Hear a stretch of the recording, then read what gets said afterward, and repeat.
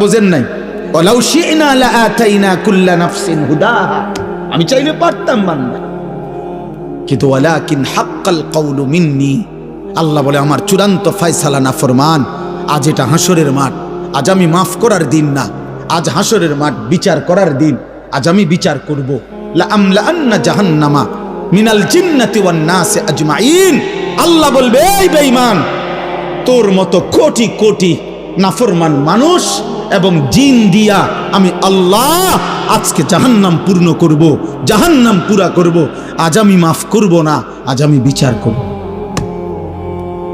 মাফ করতে চাইছিলাম দুনিয়ায়, আমি হাজারবার বলছিলাম, কত মৌলভী, কত ওয়াইজ, কত হুজুর, কত ইমাম, কত বক্তা, কত আলেম, কত পীর, কত বুজুর্গ, কত হাজারি করছে যে রে আল্লাহর বান্দা মাফ চাও, মাফ চাও, মাফ চাও, তওবা করো, তওবা করো।